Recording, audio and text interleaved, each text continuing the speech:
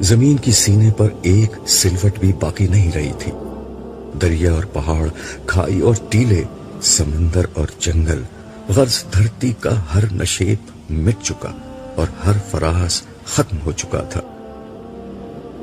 دور تک بس ایک چٹیل میدان تھا اور اوپر آگ اگلتا آسمان، مگر آج اس آسمان کا رنگ نیلا نہ تھا، لال انگارا تھا۔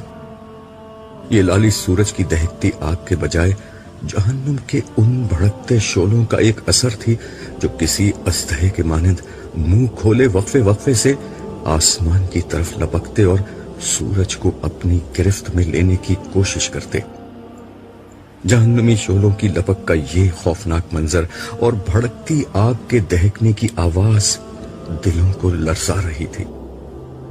لرزتے ہوئے یہ دل مجرموں کے دل تھے، یہ غافلوں، متکبروں، ظالموں، قاتلوں اور سرکشوں کے دل تھے، یہ زمین کے فرعونوں اور جباروں کے دل تھے، یہ اپنے دور کے خداؤں اور زمانے کے ناخداؤں کے دل تھے، یہ دل ان لوگوں کے تھے جو گزری ہوئی دنیا میں ایسے جیے جیسے انہیں مرنا نہ تھا، مگر جب مرے تو ایسے ہو گئے گویا کبھی دھرتی پر بسے ہی نہ تھے۔ یہ خدا کی بادشاہی میں خدا کو نظر انداز کر کے جینے والوں کے دل تھے، یہ مخلوق کے خدا پر اپنی خدائی قائم کرنے والوں کے دل تھے، یہ انسانوں کے درد اور خدا کی یاد سے خالی دل تھے۔ سو آج وہ دن شروع ہو گیا جب ان غافل دلوں کو جہنم کے بھڑکتے شعلوں اور ختم نہ ہونے والے عذابوں کی غذا بن جانا تھا۔ وہ عذاب جو اپنی بھوک مٹانے کے لیے پتھروں اور ان پتھر دلوں کے منتظر تھے۔ آج ان عذابوں کا یوم العید تھا کہ ان کی ازلی بھوک مٹنے والی تھی۔ ان عذابوں کے خوف سے خدا کے یہ مجرم کسی پناہ کی تلاش میں بھاگتے پھر رہے تھے، مگر اس میدان حشر میں کیسی پناہ اور کون سی عافیت! ہر جگہ آفت، مصیبت اور سختی تھی، اور ان پتھر دل مجرموں کی ختم نہ ہونے والی بدبختی تھی۔ خبر نہیں اس حال میں کتنے برس، کتنی صدیاں گزر چکی ہیں۔ یہ حشر کا میدان اور قیامت کا دن ہے، نئی زندگی شروع ہو چکی ہے، کبھی ختم نہ ہونے کے لیے۔ میں بھی حشر کے اس میدان میں گمسم کھڑا خالی آنکھوں سے سب کچھ دیکھ رہا ہوں۔ میرے سامنے انگنت لوگ بھاگتے دوڑتے گرتے پڑتے چلے جا رہے ہیں، فضا میں شعلوں کے بھڑکنے کی آواز کے ساتھ لوگوں کے چیخنے چلانے، رونے پیٹنے اور آہوازاری کی آوازیں گونج رہی ہیں۔ لوگ ایک دوسرے کو برا بھلا کہہ رہے ہیں، گالیاں دے رہے ہیں، لڑ جھگڑ رہے ہیں، الزام تراشی کر رہے ہیں، آپس میں گتھم گتھا ہے۔ کوئی سر پکڑے بیٹھا ہے، کوئی منہ پر خاک ڈال رہا ہے، کوئی چہرہ چھپا رہا ہے، کوئی شرمندگی اٹھا رہا ہے، کوئی پتھروں سے سر ٹکرا رہا ہے، کوئی سینہ کو بھی کر رہا ہے، کوئی خود کو کوس رہا ہے، کوئی اپنے ماں باپ، بیوی بچوں، دوستوں اور لیڈروں کو اپنی اس تباہی کا ذمہ دار ٹھہرا کر ان پر برس رہا ہے۔ ان سب کا مسئلہ ایک ہی ہے، قیامت کا دن آ گیا ہے، اور ان کے پاس اس دن کی کوئی تیاری نہیں۔ اب یہ کسی دوسرے کو الزام دیں یا خود کو برا بھلا کہیں، ماتم کریں یا صبر کا دامن تھامیں، اب کچھ نہیں بدل سکتا۔ اب تو صرف انتظار ہے کائنات کے مالک کے ظہور کا، جس کے بعد حساب کتاب شروع ہوگا اور عدل کے ساتھ ہر شخص کی قسمت کا فیصلہ ہو جائے گا۔ یک ایک آدمی میرے بالکل قریب چلایا، اس سے تو موت اچھی تھی، اس سے تو قبر کا گڑھا اچھا تھا۔ میں ارد گرد کی دنیا سے بالکل کٹ چکا تھا کہ یہ چیخ نما آواز مجھے سوچ کی وادیوں سے حقیقت کے اس میدان میں لے آئی جہاں میں بہت دیر سے گمسم کھڑا تھا۔ لمحہ بھر میں میرے ذہن میں ابتدا سے انتہا تک سب کچھ تازہ ہو گیا۔ اپنی کہانی، دنیا کی کہانی، زندگی کی کہانی، سب فلم کی ریل کی طرح میرے دماغ میں گھومنے لگی۔ اس بھیانک دن کے آغاز پر میں اپنے گھر میں تھا۔ اس گھر کا محل وقوع خارجی دنیا کے کسی شخص کو سمجھایا نہیں جا سکتا۔ ایک ظاہر بھی نظر کے لیے یہ گھر قبر کا ایک تاریک گڑھا، مگر دراصل یہ آخرت کی دنیا کا پہلا دروازہ تھا، وہ دروازہ جسے اندر سے نہیں کھولا جا سکتا۔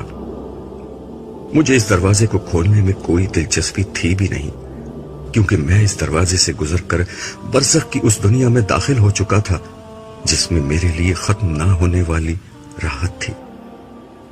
اس روز مجھ سے میرا ہمدم دیرینہ اور میرا محبوب دوست صالح ملنے آیا ہوا تھا۔ صالح وہ فرشتہ تھا جو دنیا کی زندگی میں میرے دائیں ہاتھ پر رہا۔ اس کی قربت موت کے بعد کی زندگی میں میرے لیے ہمیشہ باعث طمانینت رہی تھی، اور آج بھی ہمیشہ کی طرح ہماری پر لطف گفتگو جاری تھی۔ دوران گفتگو میں نے اس سے پوچھا، یار یہ بتاؤ تمہاری ڈیوٹی میرے ساتھ کیوں لگائی گئی ہے؟ بات یہ ہے عبداللہ کہ میں اور میرا ساتھی دنیا میں تمہارے ساتھ ڈیوٹی کیا کرتے تھے۔ وہ تمہاری برائیاں اور میں نیکیاں لکھتا تھا۔ تم مجھے 2 منٹ فارغ نہیں رہنے دیتے تھے، کبھی اللہ کا ذکر، کبھی اس کی یاد میں آنسو، کبھی انسانوں کے لیے دعا، کبھی نماز، کبھی اللہ کی راہ میں خرچ، کبھی خدمت خلق۔ کچھ اور نہیں تو تمہارے چہرے پر ہمہ وقت دوسروں کے لیے مسکراہٹ رہتی تھی، اس لیے میں ہر وقت کچھ نہ کچھ لکھتا ہی رہتا تھا۔ تم نے مجھے تھکا کر مار ہی ڈالا تھا، لیکن ہم فرشتے تم انسانوں کی طرح تو ہوتے نہیں کہ برائی کا بدلہ برائی سے دیں، اس لیے تمہاری اس برائی کے جواب میں بھی دیکھ لو، میں تمہارے ساتھ ہوں اور تمہارا خیال رکھتا ہوں۔ صالح نے انتہائی سنجیدگی سے میری بات کا جواب دیا۔ میں نے اس کی بات کے جواب میں اسی سنجیدگی کے ساتھ کہا، تم سے زیادہ برائی میں نے الٹے ہاتھ والے کے ساتھ کی تھی۔ وہ میرا گناہ لکھتا مگر میں اس کے بعد فوراً توبہ کر لیتا، پھر وہ بیچارہ اپنے سارے لکھے لکھائے کو بیٹھ کر مٹاتا اور مجھے برا بھلا کہتا کہ تم نے مٹوانا ہی تھا تو لکھوایا کیوں تھا۔ آخرکار اس نے تنگ آ کر اللہ تعالیٰ سے دعا کی کہ اس شخص سے میری جان چھڑائیں، اس لیے موت کے بعد سے اب تم ہی میرے ساتھ رہتے ہو۔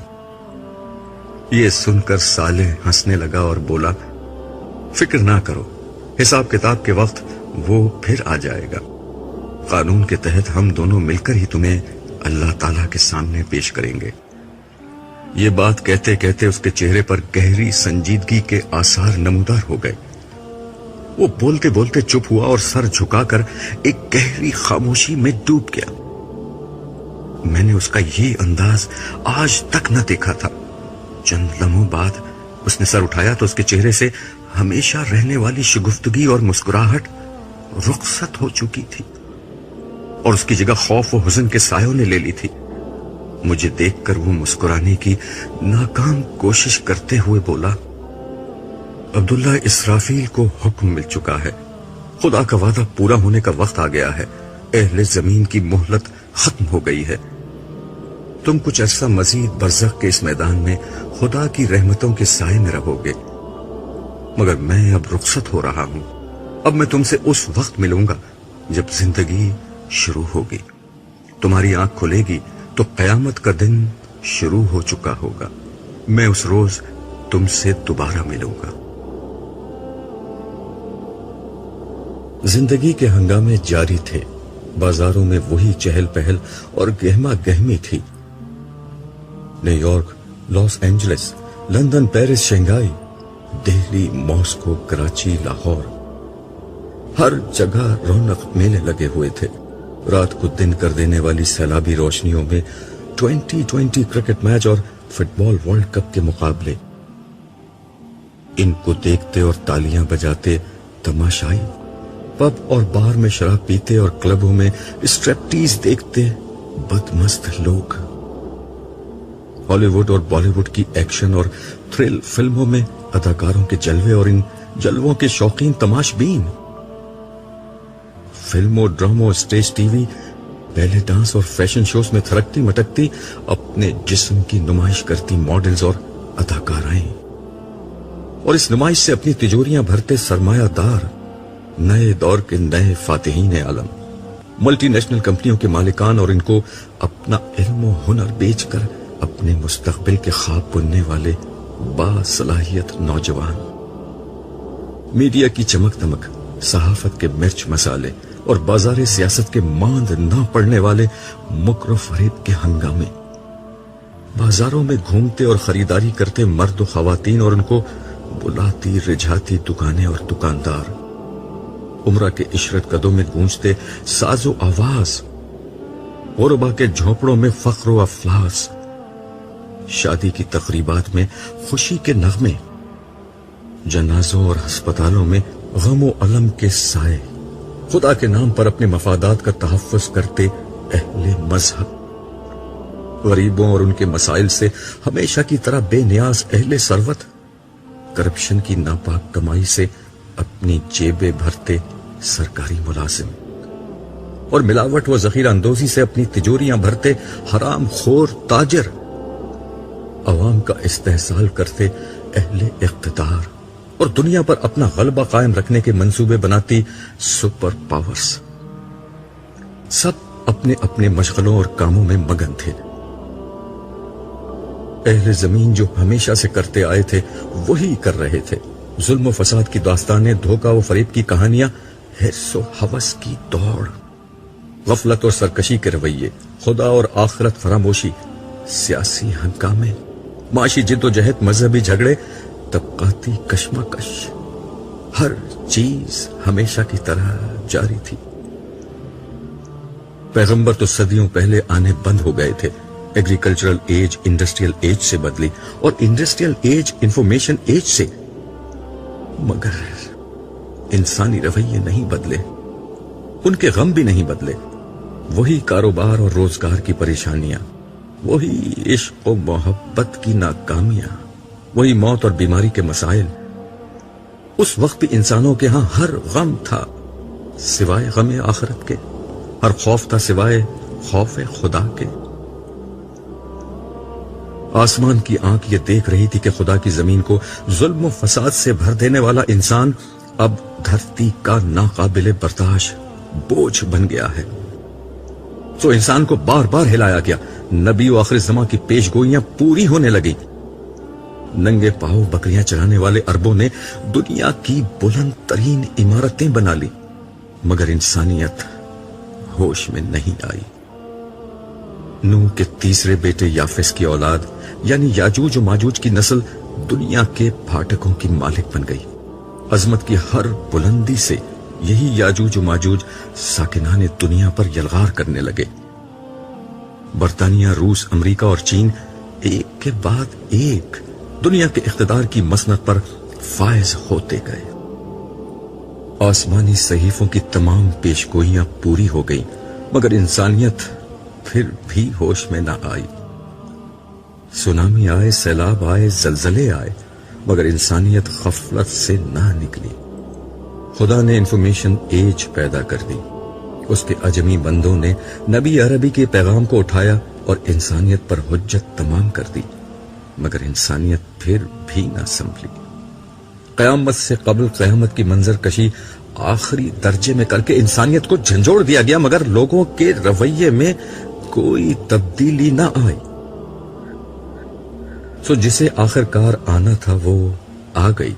اسرافیل نے خدا کا حکم سنا اور سور ہاتھ میں اٹھا لیا، دیکھتے ہی دیکھتے قیامت آ گئی، سورج کی بساط لپیٹ دی گئی، تارے بے نور ہونے لگے، ہمالیہ جیسے پہاڑ ہوا میں روئی کی مانند اڑنے لگے، کوہسار ریگزار بن گئے، سمندروں نے پہاڑ جتنی اونچی لہریں اٹھانا شروع کر دیں، میدان سمندر بن گئے، زمین نے اپنے آتش فشاں باہر اکھل دیے، وادیوں میں آگ کے دریا بہنے لگے، دھرتی نے اپنے سارے زلزلے باہر نکال پھینکے، زمین الٹ پلٹ ہو گئی، شہر کھنڈروں میں بدلنے لگے، عمارتیں خاک ہونے لگیں، آبادیاں قبرستانوں کا منظر پیش کرنے لگی۔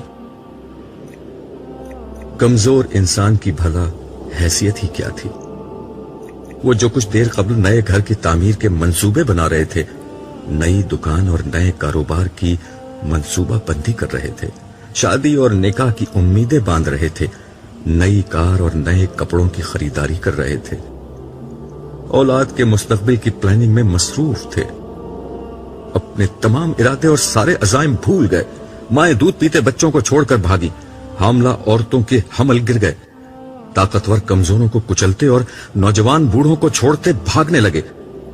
سونا چاندی سرے راہ پڑے ہیں, نوٹ ہوا میں اڑ رہے ہیں, قیمتی سامان بکھرا ہوا ہے, مگر کوئی لینے والا, سمیٹنے والا نہیں. گھر, کاروبار, رشتہ دار, ناتا و اسباب سب غیر اہم ہو چکے ہیں. ہر نفس صرف اپنی فکر میں ہے.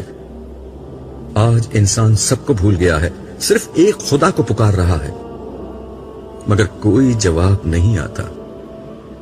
دہریے اور ملحد بھی نام خدائی کی دہائی دے رہے ہیں, مگر کوئی جائے عافیت نظر نہیں آتی. بربادی کے سائے پیچھا نہیں چھوڑ رہے. موت ہر جگہ تعاقب کر رہی ہے. مصیبت نے ہر طرف سے گھیر لیا ہے.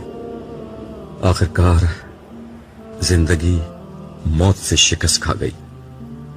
زندگی ختم ہو گئی, مگر اس لیے کہ زندگی کو اب شروع ہونا تھا. ہوا کی تیز سرسراہٹ کی آواز میرے کانوں میں آنے لگی. بارش کی کچھ بوندیں میرے چہرے پر گری. مجھے ہوش آنے لگا. میں بہت دیر تک اٹھنے کی کوشش کرتا رہا, مگر میرے حواس مکمل طور پر بیدار نہ ہو سکے. کافی دیر میں اسی حال میں رہا. اچانک میرے کانوں میں ایک مانوس آواز آئی, عبداللہ اٹھو, جلدی کرو. یہ میرے ہمدم دیرینہ, میرے یار غار صالح کی آواز تھی. اس کی آواز نے مجھ پر جادو کر دیا اور میں ایک دم سے اٹھ کھڑا ہوا. میں کہاں ہوں؟ یہ میرا پہلا اور بے ساختہ سوال تھا.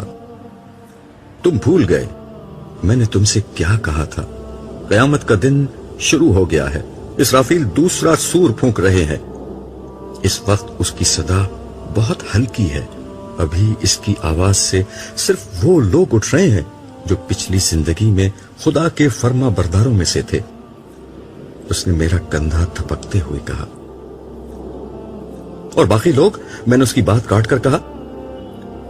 تھوڑی ہی دیر میں اسرافیل کی آواز بلند ہوتی چلی جائے گی اور اس میں سختی آ جائے گی. پھر یہ آواز ایک دھماکے میں بدل جائے گی. اس وقت باقی سب لوگ بھی اٹھ جائیں گے, مگر وہ اٹھنا بہت مصیبت اور تکلیف کا اٹھنا ہوگا. ہمیں اس سے پہلے ہی یہاں سے چلے جانا ہے. اس نے تیزی سے جواب دیا.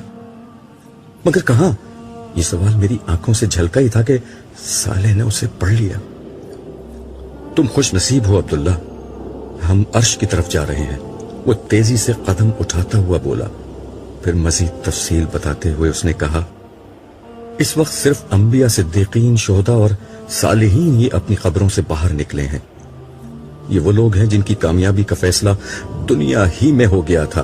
یہ وہ لوگ ہیں جنہوں نے خدا کو بن دیکھے مان لیا تھا, اسے چھوئے بغیر پا لیا تھا, اور اس کی صدا اس وقت سن لی جب کان اس کی آواز سننے سے قاصر تھے. یہ لوگ اس کے رسولوں پر ایمان لائے اور ان کی نصرت اور اطاعت کا حق ادا کر دیا. ان کی وفاداری اپنی مذہبی شخصیات, اپنے لیڈروں, اپنے فرقے کے اکابرین اور اپنے باپ دادا کے عقائد اور تعصبات سے نہ تھی, بلکہ صرف اور صرف خدا اور اس کے رسولوں سے تھی.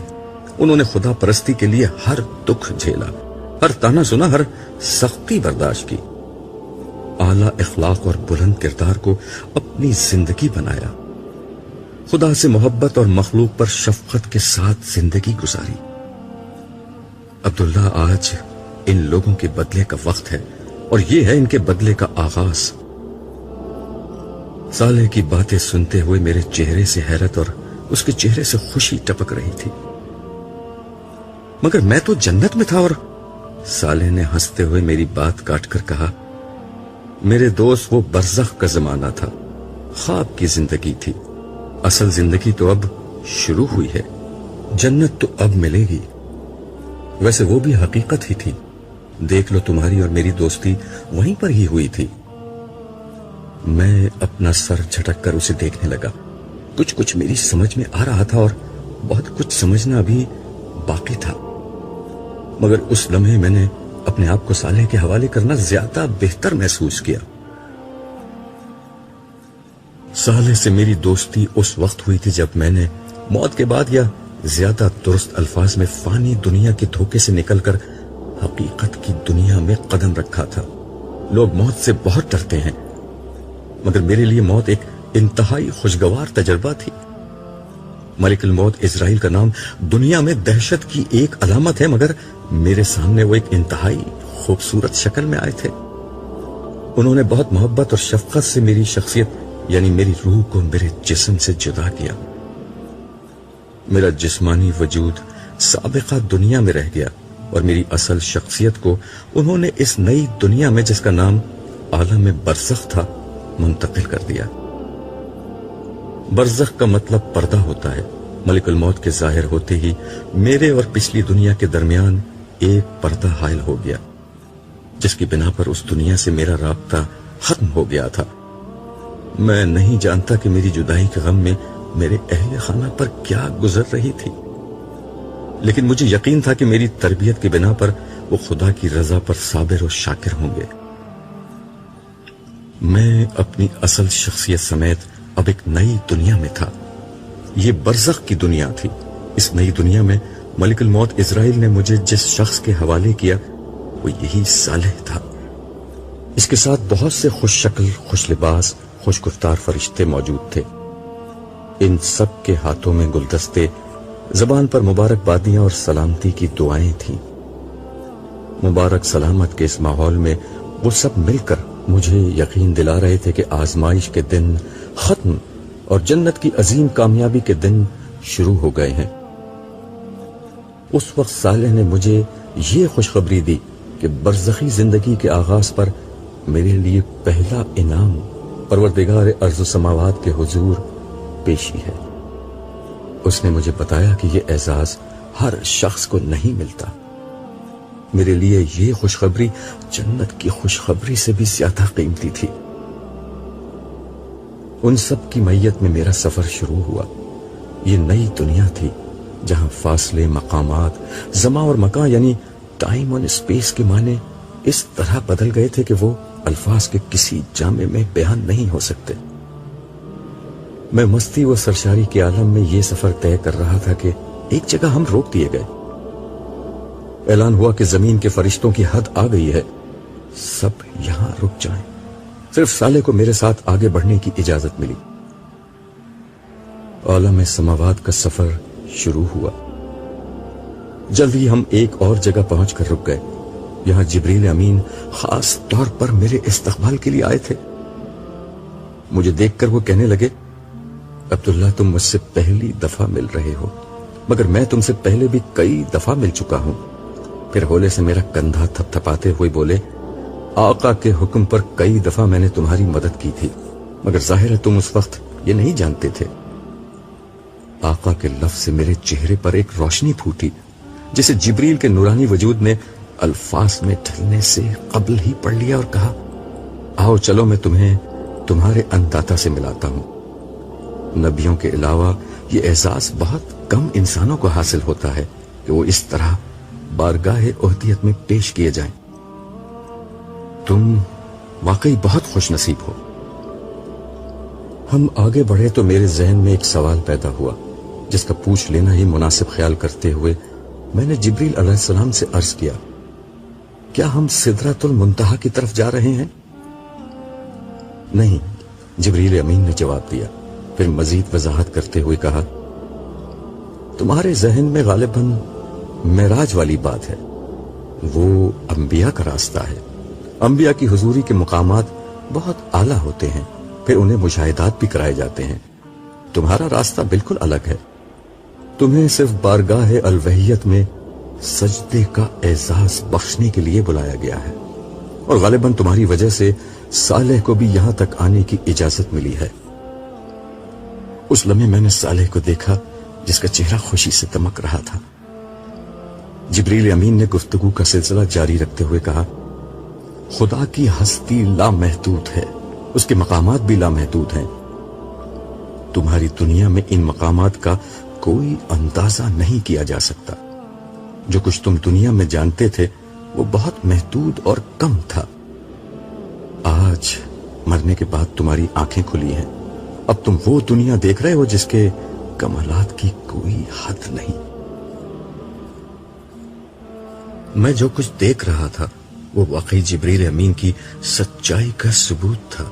میں نے دل میں سوچا کہ اللہ کا شکر ہے کہ میں کفر و نافرمانی کے حال میں نہیں مرا، مگر نہ آنکھیں تو اس وقت بھی کھلتی مگر جو کچھ دیکھنے کو ملتا وہ بہت زیادہ برا اور بھیانک ہوتا۔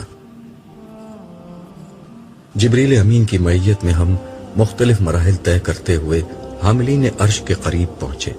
یہاں نور، رنگ اور روشنی کا ایک ایسا حسین اور لطیف امتزاج چھایا ہوا تھا جو بیان کی گرفت سے باہر تھا۔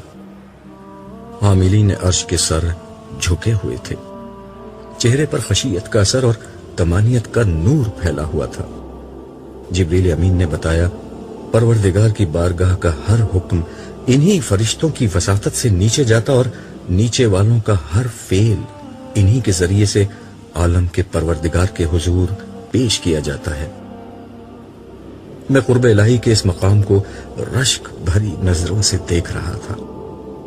انہوں نے بھی نظر اٹھا کر مجھے دیکھا اور لمحہ بھر کے لیے ان کے چہروں پر مسکراہٹ آئی۔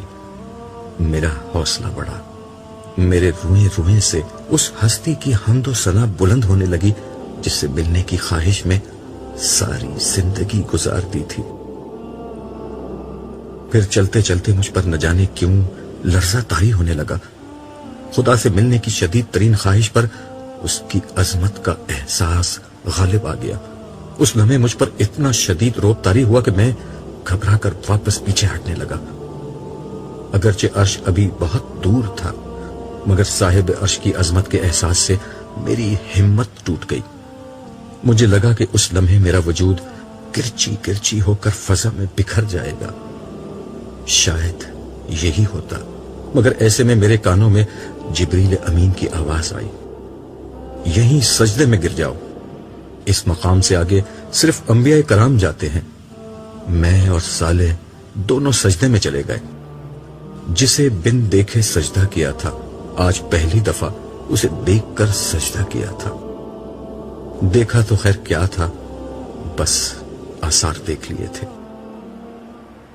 یہ سجدہ کتنا طویل اور کتنا لذیذ تھا مجھے نہیں یاد، جس نے سورج کو روشنی کی رتا اور چاند کو نور کی قبا پہنائی، پھولوں کو مہک اور تتلیوں کو رنگ کا لباس پہنایا، تاروں کو چمک کا لہجہ اور کلیوں کو چٹک کی آواز عطا کی، آسمان کو رفعت کا تاج اور سمندروں کو وسعت کا تخت بخشا اور دریاؤں کو بہاؤ کا حسن عطا کیا، اور جس نے انسان کو بیان کا وصف اور نزول قرآن کا شرف بخشا۔ اس کے قدموں میں گزرا ہوا ایک ایک لمحہ ہفت اقلیم کی بادشاہی سے بڑھ کر تھا، مگر اس لمحے کو تمام ہونا ہی تھا۔ حاملین عرش کی دلکش صدا بلند ہوئی، هو اللہ لا الہ الا ہو۔ یہ اعلان تھا کہ صاحب عرش کلام کر رہا ہے۔ آواز آئی، میں اللہ ہوں، میرے سوا کوئی معبود نہیں۔ ہر سر سے لذیذ تر اس صدا میں وہ سحر تھا کہ میرا وجود سراپا گوش ہو گیا، میرا پورا جسم اور اس کی ہر قوت کانوں اور سماعت میں سمٹ آئی۔ میں مزید کچھ سننے کا منتظر تھا مگر گفتگو میں ایک وقفہ آ گیا تھا۔ مجھے احساس ہوا کہ شاید اب مجھے کچھ کہنا چاہیے۔ جو پہلی بات میری زبان پر آئی وہ یہ تھی، مالک، زندگی میں یہی ایک حقیقت تو جانی ہے۔ میری یہ بات میرے اپنے کان بمشکل سن سکے تھے مگر حاضر و غائب کے جاننے والے اور دلوں کے بھید پا لینے والے تک وہ بات پہنچ گئی تھی۔ جواب ملا، مگر یہ بات جاننے والا ہر شخص یہاں تک نہیں آتا۔ جانتے ہو عبداللہ تم یہاں تک کیسے آ گئے؟ اس دفعہ میرے شہنشاہ کے لہجے کے جہو جلال میں اپنائیت کا رنگ جھلک رہا تھا۔ اس لیے کہ تمہاری زندگی کا مقصد لوگوں کو میرے بارے میں بتانا تھا، میری ملاقات سے خبردار کرنا تھا۔ تم نے میری یاد کو، میرے کام کو اپنی زندگی بنا لیا، یہ اس کا بدلہ ہے۔ آسمان و زمین کے مالک کی گفتگو اور آواز سنتے رہنا میری زندگی کی شدید ترین خواہش بن چکی تھی، مگر ایک دفعہ پھر مالک الملک اپنی بات کہنے کے بعد ٹھہر گئے۔ مجھے محسوس ہوا کہ میرا رب مجھے بولنے کا موقع دے رہا ہے۔ میں نے عرض کیا، کیا میں آپ کے پاس یہاں رک سکتا ہوں؟ مجھ سے کوئی دور نہیں ہوتا، نہ میں کسی سے دور ہوتا ہوں۔ میرا ہر بندہ اور میری ہر بندی جو میری یاد میں جیے وہ میرے پاس رہتا ہے۔ اور کچھ؟ آخری بات سے مجھے اندازہ ہوا کہ ملاقات کا وقت ختم ہو رہا ہے۔ میں نے عرض کیا، میرے لیے کیا حکم ہے؟ حکم کا وقت گزر گیا، اب تو تمہیں حکمران بنانے کا وقت آ رہا ہے۔ فی الحال تم واپس جاؤ، زندگی ابھی شروع نہیں ہوئی۔ میں نے چلتے چلتے عرض کی، آپ قیامت کے دن مجھے بھولیں گے تو نہیں؟ میں نے اس دن کی وحشت اور آپ کی ناراضی کا بہت ذکر سن رکھا ہے۔ فضا میں ایک حسین تبسم بکھر گیا، کھنکتے ہوئے لہجے میں صدا آئی، بھولنے کا عارضہ تم انسانوں کو ہوتا ہے، بادشاہوں کا بادشاہ، تمہارا مالک، تمہارا رب کچھ نہیں بھولتا۔ رہا میرا غصہ تو وہ میری رحمت پر کبھی غالب نہیں آتا۔ تم نے تو زندگی بھر مجھے امید اور خوف کے ساتھ یاد رکھا ہے، میں بھی تمہیں درگزر اور رحمت کے ساتھ یاد رکھوں گا۔ لیکن ایک لمحے کے شاہانہ توقف کے بعد ارشاد ہوا، تمہاری تسلی کے لیے میں صالح کو تمہارے ساتھ کر رہا ہوں، یہ ہر ضرورت کے موقع پر تمہارا خیال رکھے گا۔ یہ تھی میری اور صالح کی پہلی ملاقات کی رویداد اور اس کے ساتھ میرے رہنے کی اصل وجہ۔ عالم برزخ میں میری زندگی جسم کے بغیر تھی، اس میں میرے احساسات، جذبات، تجربات اور مشاہدات کی کیفیت ویسی ہی تھی جیسی خواب میں ہوتی ہے، یعنی غیر مادی مگر شعور سے بھرپور زندگی، جس میں مجھے ان نعمتوں کا مکمل احساس رہتا جو جنت میں مجھے ملنے والی تھی۔ صالح میری خواہش پر وقفے وقفے سے مجھ سے ملنے آتا رہا، ہر دفعہ وہ مجھے نت نئی چیزوں کے بارے میں بتاتا رہتا اور میرے ہر سوال کا جواب دیتا۔ آہستہ آہستہ ہماری دوستی بڑھتی گئی۔ پھر آخری ملاقات میں اس نے مجھے بتایا تھا کہ زندگی شروع ہونے جا رہی ہے اور اب میں اس کے ساتھ میدان حشر کو تیزی کے ساتھ عبور کرتا ہوا عرش کی طرف بڑھ رہا تھا۔ چلتے چلتے میں نے ارد گرد دیکھا تو تا حد نظر ایک ہموار میدان نظر آیا۔ ماحول کچھ ایسا ہو رہا تھا جیسے فجر کی نماز کے بعد اور سورج نکلنے سے قبل کا ہوتا ہے، یعنی ہلکا ہلکا اجالا ہر طرف پھیلا ہوا تھا۔ اس وقت اس میدان میں کم ہی لوگ نظر آ رہے تھے، مگر جو تھے ان سب کی منزل ایک ہی تھی۔ میرے دل میں سوال پیدا ہوا کہ ان میں سے کوئی نبی یا رسول بھی ہے؟ میں نے صالح کو دیکھا، اسے معلوم تھا میں کیا پوچھ رہا ہوں۔ کہنے لگا، وہ سب کے سب پہلے ہی اٹھ چکے ہیں، ہم انہی کے پاس جا رہے ہیں، کیا ان سے ملاقات کا موقع ملے گا؟ میں نے بچوں کی طرح اشتیاق سے پوچھا۔ وہ چلتے چلتے رکا اور دھیرے سے بولا، اب انہی کے ساتھ زندگی گزرے گی۔ عبداللہ، تم ابھی تک نہیں سمجھ پائے کہ کیا ہو رہا ہے۔ آزمائش ختم ہو چکی ہے، دھوکہ ختم ہو گیا ہے، اب زندگی شروع ہو رہی ہے جس میں اچھے لوگ اچھے لوگوں کے ساتھ رہیں گے اور برے لوگ ہمیشہ برے لوگوں کے ساتھ رہیں گے۔ اصل میں بات یہ تھی کہ میں ابھی تک شوق سے نہیں نکل سکا تھا۔ دراصل ابھی تک نئی دنیا کا سارا تعارف عالم برزخ میں ہوا تھا، وہ ایک نوعیت کی روحانی دنیا تھی، مگر یہاں حشر میں تو سب کچھ مادی دنیا جیسا تھا۔ میرے ہاتھ پاؤں، احساسات، زمین آسمان، ہر چیز وہی تھی جس کا میں پچھلی دنیا میں عادی تھا۔ وہاں میرا گھر تھا، گھر والے تھے، میرا محلہ، میرا علاقہ، میری قوم۔ یہ سب سوچتے سوچتے میرے ذہن میں ایک دھماکہ ہوا۔ میں نے رک کر صالح کو دونوں ہاتھوں سے پکڑ لیا۔ میرے گھر والے کہاں ہیں؟ میرے رشتہ دار، احباب سب کہاں ہیں؟ ان کے ساتھ کیا ہوگا؟ وہ نظر کیوں نہیں آ رہے؟ صالح نے مجھ سے نظریں چرا کر کہا، جن سوالوں کا جواب مجھے نہیں معلوم وہ مجھ سے مت پوچھو۔ آج ہر شخص تنہا ہے، کوئی کسی کے کام نہیں آ سکتا۔ اگر ان کے اعمال اچھے ہیں تو یقین رکھو وہ تم سے آ ملیں گے، ان کے ساتھ کوئی زیادتی نہیں ہوگی، اور اگر ایسا نہ ہوا تو صالح جملہ نامکمل چھوڑ کر خاموش ہو گیا. اس کی بات سن کر میرا چہرہ بھی بجھ گیا. اس نے میرے کندھے پر ہاتھ رکھ کر میرا حوصلہ بڑھایا اور کہا, اللہ پر بھروسہ رکھو. تم خدا کے لشکر میں لڑنے والے ایک سپاہی تھے, اس لیے پہلے اٹھ گئے ہو. باقی لوگ ابھی اٹھ رہے ہیں. انشاءاللہ وہ لوگ بھی خیر کے ساتھ تم سے مل جائیں گے. ابھی تو تم آگے چلو.